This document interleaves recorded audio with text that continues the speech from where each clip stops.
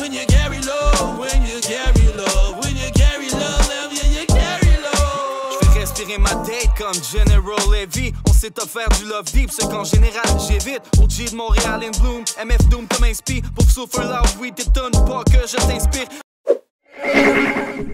Donc, la compétition de la fin des faibles, eh ben, il y avait un gagnant singulier. Et puis, tout gagnant dans le hip-hop, souvent, ça vient avec des critiques du monde qui ne sont pas d'accord. Je pense que la fin des faibles fait aucunement exception à cette règle. Je sais qu'il y a probablement plusieurs personnes qui t'ont partagé qu'à leur avis, ça aurait dû être toi ou encore le même qui aurait gagné au lieu de JAM. Est-ce que comment tu te sens par rapport à cette petite controverse inévitable? Ben, je me sens bien, là. Maintenant, je me sens bien, mais je pense que c'est quelque chose de quand même challengeant d'être jugé et d'être comparé. C'est des choses qui sont vraiment... Et donc, comment tu quantifies le don de quelqu'un? Comment tu quantifies sa capacité d'être awesome et incroyable? Moi, je le sais dans le passé, je gagne souvent à End of the Week, je gagne souvent, puis j'ai été choisi pour gagner dans ces moments-là. Puis il y a un feeling où les gens contre qui j'ai gagné, là, ils étaient meilleurs que moi ou aussi bons que moi. Ou des fois, c'est une mathématique, un déroulement, un momentum. Il y a plein de choses qui influencent, tu sais. Moi, ce que je suis très content, c'est que j'ai pu partager ce que j'ai pu partager sans censure. On voit la réaction des juges clairement lors de l'émission. On voit l'amour qu'ils ont pour mon talent et mon don et pour d'autres personnes. Moi, je croyais que le Mind gagnait de l'intérieur. Nous, on ne voit pas les performances des autres. C'est ça aussi que les gens ne savent pas, c'est que nous, on fait les parties qui sont ensemble, on les fait ensemble, mais les parties que chacun fait avec ses épreuves, nous, on n'est pas témoins de ça. Donc, on ne voit pas la performance des autres. Donc, on apprend à découvrir la performance des autres en même temps que le public à la télévision. Moi, je suis satisfait de ce que j'ai fait. Je suis tellement heureux de ce que j'ai fait, mais je le sais que ce que j'ai fait n'a pas un succès immédiat.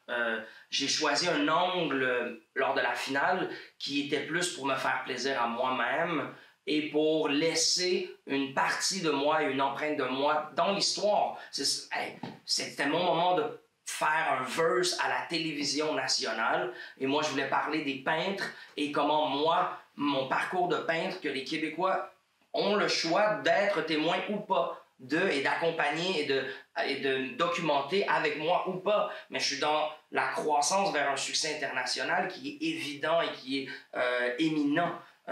Et donc, j'aimerais énormément que le Québec soit avec moi dans cette croissance-là, mais je ne veux pas qu'elle m'accompagne en me connaissant mal. Et donc, pour moi, c'était plus important de me présenter comme je suis que de développer une stratégie pour gagner.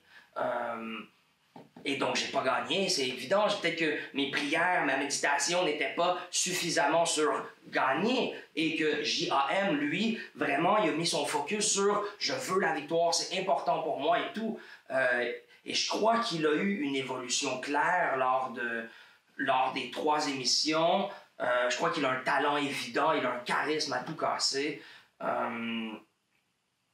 Donc, tu sais, après, c'est une question de goût, c'est une question de temps, c'est une question de plein de choses. Mais donc, chapeau à Jam, qui est à JAM, qui est de la 9e année. Il est le 5e champion québécois de la 9e année End of the Week. Et il est le premier champion la fin des faibles. Moi, une chose qui a été claire, c'est qu'il a eu ça je le dis aussi dans l'émission, il a eu un comportement quand même exemplaire. Là. Il était généreux, gentil, il était humble. Donc, chapeau à lui. Chapeau à Jam, chapeau aux juges, Soulja, Corias, Saramé. Je parlais avec Corias, puis il m'expliquait que c'est pas évident pour eux non plus. Là. C'est des tournages, le dernier tournage de la finale, c'est un tournage de comme 13 heures là, de tournage, tu vois. Donc, eux aussi sont là tout le long du tournage. Et donc, tu vois des performances par bloc d'1 heure et demie, mettons. Mais là, comment tu recompares avec la première performance d'il y a 8 heures? C'est un challenge qui est fou. Donc, moi, je trouve que de manière générale, de manière logique, là, ils ont fait un job incroyable. Les commentaires qu'ils ont dit, je sais que c'est pas tout qui a été gardé de leurs commentaires, mais du moins les commentaires qui ont été conservés par rapport à moi étaient glorieux, étaient gentils, étaient même, je dirais, précis ou pas précis, mais clairvoyants. Tu sais, quand Corias il parlait que... en fait, la partie quand il dit que... Ben oui, en fait, il le dit clairement, il dit c'était pas vraiment ton style de beat, mais tu t'y es adapté pour le freestyle. Puis c'est la vérité, tu sais, d'avoir eu un boom bap, j'aurais explosé le truc. Et ça, je te dirais que c'était ma plus grosse inquiétude quand j'allais revoir l'émission, c'était ma partie freestyle, parce que voilà, à cause du trap, je savais pas comment si j'avais bien flow et tout. Puis finalement, en le voyant, je suis très satisfait, je suis très content. Même la pièce de théâtre de kicker la boîte, tout ça. Je suis content. Fait au final, peu importe qui gagne pas, je suis content d'avoir laissé mon plein potentiel dans les conditions, dans les circonstances à la télévision. Puis je pense que chaque personne a fait la même chose. Les caméramans, les perchistes, les stylistes, Baz, les juges, les participants. Pour moi, c'est une immense réussite. C'est révolutionnaire. Sur la culture québécoise, c'est révolutionnaire selon moi. Donc, maximum de dédicace. À travers la compétition, tu as pu performer côte à côte puis même collaborer dans le cypher avec d'autres rappeurs. C'était comment l'ambiance derrière la scène entre vous? Puis je sais pas si tu as quelques petites anecdotes à raconter. Et aussi une question plus technique, je pense, qui va faire plaisir à certains auditeurs peut-être plus perchés. C'est combien de temps est-ce que vous aviez de préparation pour le cypher approximativement entre le choix du thème, la préparation, tout ça? Okay. Je pense qu'on va les prendre une à la fois. Tu sais, moi, des fois, quand je passe sur un sujet, je peux partir assez zoom in. Ouais. Fait que, au pire, ramène-moi sur ces questions-là si je les skip. Donc, à la base, tu parlais de la dynamique, de l'énergie. Honnêtement, ça a été pour moi, du moins, là, ça a été une belle année. Je sais pas dans les autres équipes, mais presque toujours, j'ai eu une ou deux exceptions dans ma vie que le vibe était pas bon avec un événement End of the Week. Mais en général, là, ça a toujours été de l'euphorie, là, des expériences où on est tous connectés sur la même fréquence, puis on va tous atteindre notre plein potentiel parce que justement, on cheer l'un pour l'autre, puis on s'encourage, puis on supporte, puis on se donne des bongs, puis on applaudit quand l'autre finit, puis vraiment on est là pour que l'autre soit à son meilleur. Il y a des beaux trucs qui ressortent. Puis justement, moi je pense que la première saison, pas la première saison, mais la qualification que j'ai eue avec Kairi, avec Logico puis avec Elmé, c'est tous des gens que je connais et que j'aime énormément. Et donc, nous, je pense que ça a été facile, là, ça a été hyper organique. Donc voilà, on a connecté tout de suite, on a freestylé un peu avant pour se réchauffer. On s'est montré les costumes, un peu les accessoires, les trucs, mais au-delà de ça, je pense que c'est juste que comme tu es là toute la journée, puis qu'on n'a pas vu beaucoup de gens ces derniers temps, moi, les 2 journées que j'ai passées en tournage, j'ai eu des conversations incroyables toute la journée avec tous les participants. Il y avait des trucs vraiment, vraiment cool qui étaient partagés. Il y avait un truc qui était spécial aussi, juste avant qu'on sache qui étaient les 16 choisis. Moi, Raccoon et Le Mind, on a fait un track qui s'appelle « On va le faire nous-mêmes ». Et puis, c'est drôle que les 3 on se retrouvent en finale ensemble. On a fait ça nous-mêmes. Puis, c'est juste drôle parce qu'on ne savait pas si on était choisis, même les 3. On faisait la session ensemble. On parlait de comment on avait fait les auditions et tout. Et pour moi, c'est incroyable d'être entouré de ma famille, d'être entouré de gens que je respecte et de gens qui me poussent à être meilleur, man. Des gens qui me challenge puis qui me gardent actif. Donc, Gang Squad. Puis, fait que moi, l'énergie, c'était vraiment, vraiment parfait à ce niveau-là. Sinon, des anecdotes, je sais pas, Elmé, c'est un champion, ses textes sont incroyables. Quand on partageait les textes, Raccoon, complètement fou. L'énergie de Woodman, les blagues, les jeux de mots. Moi, je trouve ça incroyable de traîner avec des gens qui ont l'affinité d'être des poètes, qui improvisent, parce que tu improvises dans le mouvement de ta vie aussi, tu fais des jeux de mots, tu fais des blagues, il y a toujours une recherche poétique et intellectuelle dans les échanges, du moins dans mes échanges que j'ai eus à ce moment-là. Puis sinon, je sais pas trop, je pense que les cyphers étaient incroyables. Le premier cypher qu'on a fait, le cercle qu'on a fait, avec Kyrie, avec Logico, avec Elmé et moi, le feeling était bang avec Kilojoules sur les tables tournantes. Je sais pas, j'ai juste des flashs comme ça de plein de choses qui sont arrivées. Mais en général, bro, de pouvoir avoir des relations humaines dans la créativité, à la télévision, c'est sûr qu'on est tous high on life, là, on est tous l'adrénaline dans le tapis, puis l'euphorie dans le tapis. Donc, les discussions qui en suivent, l'énergie qui en suit, je pense que tout le monde a su reconnaître le côté sacré de ce qu'on vivait. Puis tout le monde a été justement humble et focus et collaboratif dans l'atteinte de l'objectif suprême qui est le partage authentique de qui l'on est. T'sais. Au niveau justement du délai par rapport au cypher, puis en général les limites de temps que vous aviez à faire, à respecter pour l'émission, est-ce que ça a été un défi? Oh oui, ça a été...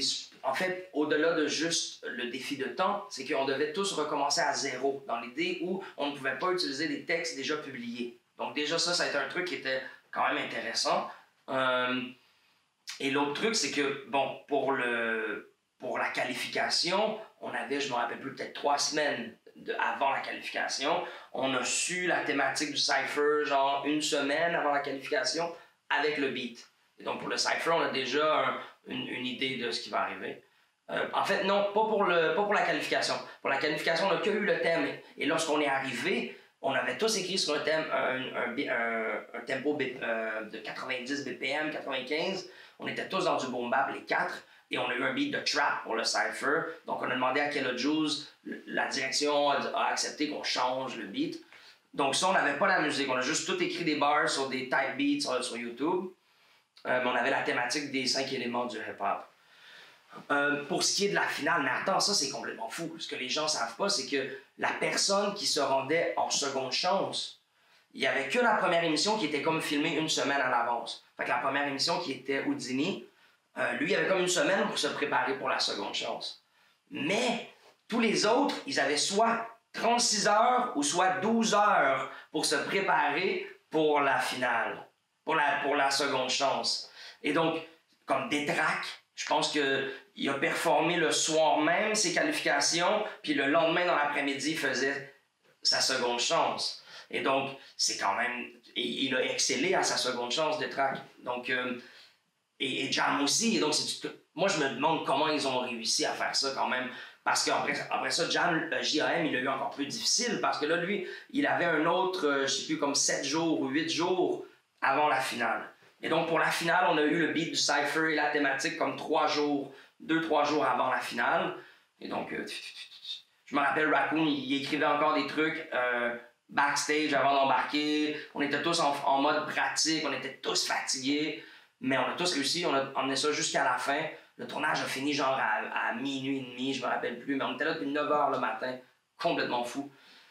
Mais je pense que c'est ça, c'est que ce qu'on a appris, c'est que justement, Urbania était forcé à un échéancier pour pouvoir présenter l'émission pour le mois de la francophonie. Et donc c'est pour ça que c'est un miracle un peu, là, Baz et toute l'équipe du End of the Week et tous les artistes ont rendu ce miracle-là possible de couper à peu près de moitié le temps de production d'une émission.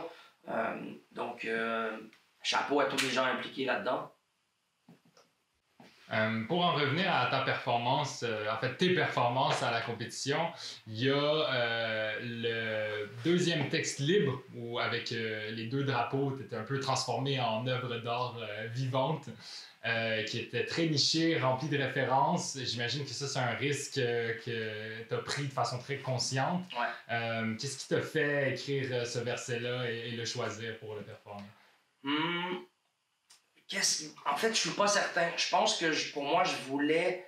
C'est drôle, hein, parce que c'est là où tu réalises que c'est vraiment pas mission accomplie. Hein, parce que je sentais que je parle toujours de choses très philosophiques et très du monde de l'idée, du monde de...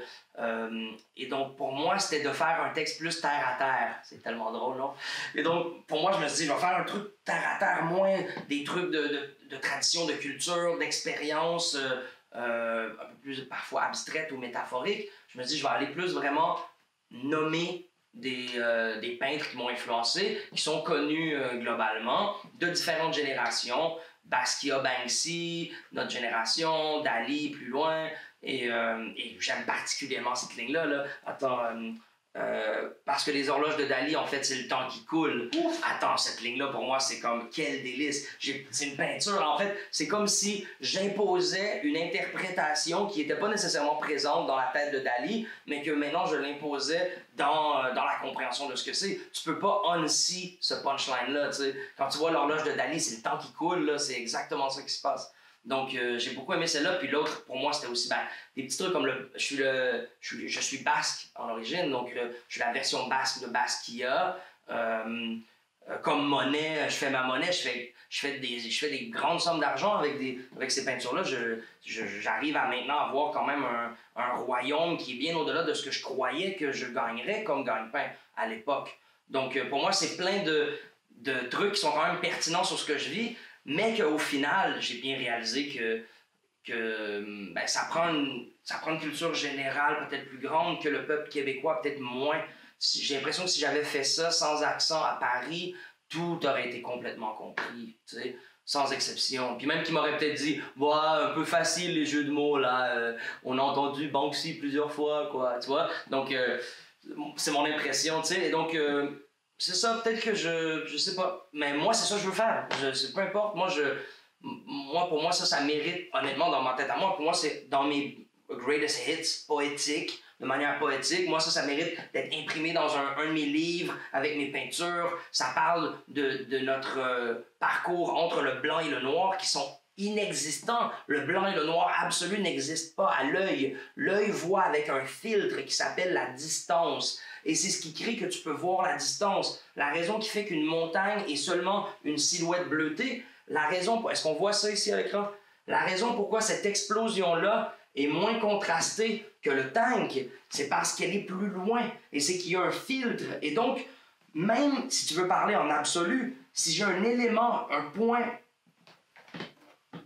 un lighter noir, et je le mets ici, ce qui se rend dans mon œil n'est pas noir. Parce que le filtre de l'espace change la pureté et l'absolu de la couleur que l'on voit. Donc, on essaie de nous qualifier, nous les êtres humains, d'une beauté et d'une diversité incroyable en deux cases inexistantes, du blanc et du noir. Tout ce qui est eurocentrique a sa place dans le blanc et ses privilèges, et tout ce qui est moindrement basané et poussé dans ce qui est noir. Et donc, au lieu d'être un parcours de beige pâle à caramel léger, à brun foncé, à brun marron, à presque bleu, noir, marron, ça, c'est notre dégradé de mélanine humaine sur la Terre.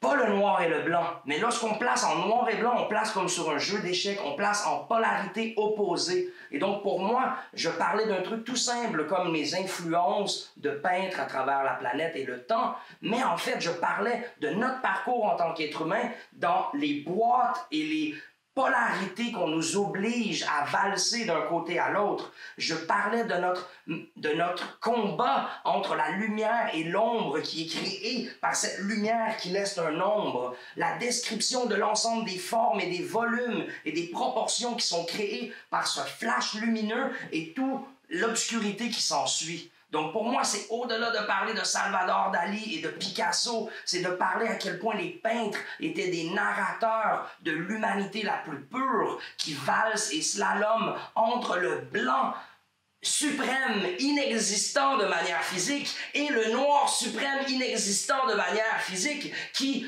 survole et englobe l'ensemble des possibilités chromatiques que sont nos identités, nos personnes, nos tons, nos épices, nos saveurs. Et c'est drôle parce que ça, c'est la suite du Gris Impérial. Et le Gris Impérial, c'est une trilogie que je crée avec Guy Verheijden, qui est un producteur parisien de la famille du Sayan Supakru, pour mettre en contexte. Et ça, c'est le deuxième. Après avoir fait le Gris Impérial, l'idée du Gris Impérial, dictateur qui contrôle tout, qui empêche à la culture de vivre, la couleur est préservée dans la culture, dans la sous-culture et dans la culture alternative, qui est le hip-hop, qui est les traditions natives, et ainsi de suite. Et donc, ce combat-là continue. Et le deuxième album s'appelle « Les couleurs invincibles ». Et c'est comme un peu les Jedi et l'Empire obscur qui s'attaquent l'un et l'autre. Et donc là, on entend le côté des couleurs qui crient. Et ces couleurs-là, c'est nous. C'est pas vrai que nous sommes blancs et noirs. Et c'est pas vrai non plus que